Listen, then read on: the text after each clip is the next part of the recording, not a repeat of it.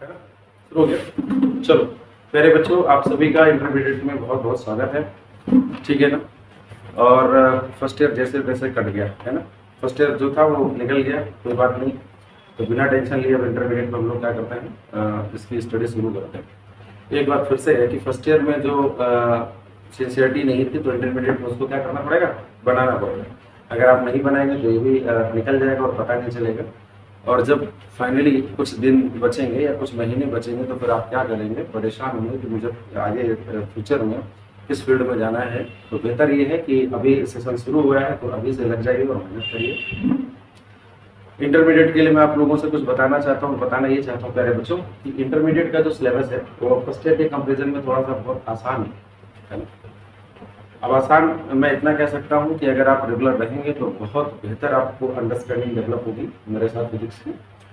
दूसरी चीज़ ये कि प्यारे बच्चों, जैसे जैसे टाइम निकलता जाएगा, मीन्स आगे के कुछ मंथ्स में हम लोग जाएंगे इस सिलेबस में, तो आपको बेटा मेरी तरफ फोकस करना है, उसको छोड़ दीजिए। इधर देखिए।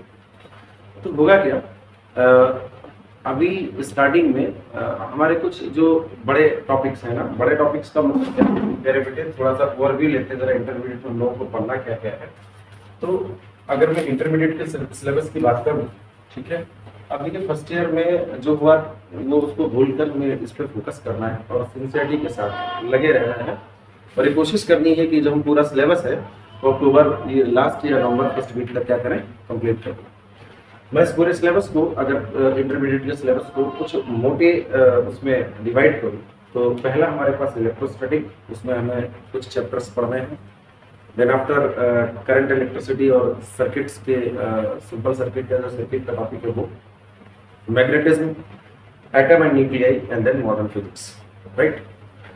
तो मोस्ट ऑफ द टाइम जो स्टार्टिंग के कुछ मंथ्स हैं हम लोग कहाँ पर टाइम देते हैं, इलेक्ट्रोस्टैटिक और मॉडर्न मैग्नेटिज्म पे, सर्किट के क्वेश्चंस पे। जैसे जैसे हमारा समय गुजरेगा तो हमारा जो सिलेबस है यानी जो चैप्टर्स हैं वो ऐसे डिजाइन है कुछ कि वो उनमें कम समय लगता है। तो स्टार्टिंग में क्या लगेगा, थोड़ा सा ज्यादा समय लगेगा।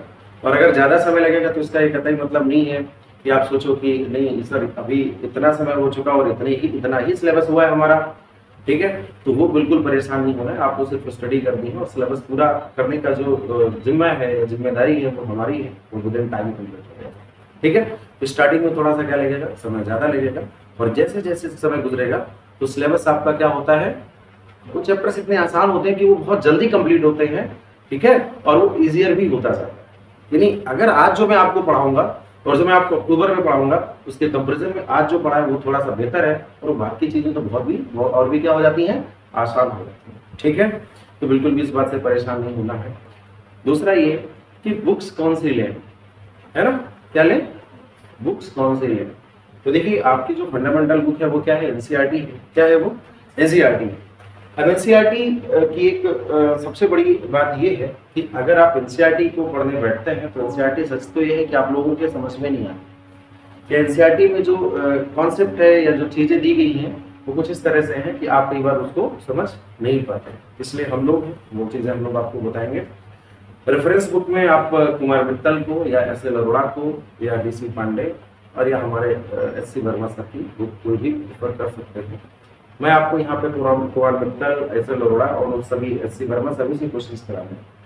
तो सबसे बड़ी बात ये होगी कि जो हमारी नोट्स होगी वो कंपाइलेशन होगा सभी चीजों का, समझ रहे हैं। आपकी जो नोट्स है it is the compilation of the all essential books of the intermediate and for the future exams JEE and NEET। अब सबसे बड़ी बात ये आती है फिर सर हमें क्या बुक्स लेना है नहीं लेना, क्वेश्चंस भी हम आपको करा देंगे, है ना।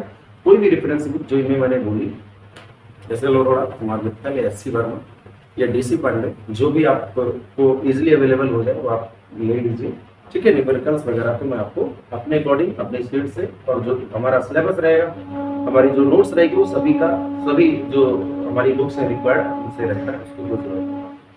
फिर आपको क्या करना होगा, आपको सिर्फ हमारी जो नोट्स है उस पर फोकस करना है और न्यूमेरिकल्स या क्वेश्चंस आपको कहीं और से भी मिलते हैं उनको करते रहना, ठीक है ना। यानी टॉपिक्स के लिए या कॉन्सेप्ट के लिए आपको दूसरी जगह जाने की जरूरत नहीं होगी या दूसरे सोर्सेज की रिक्वायरमेंट आपको नहीं होगी, ठीक है।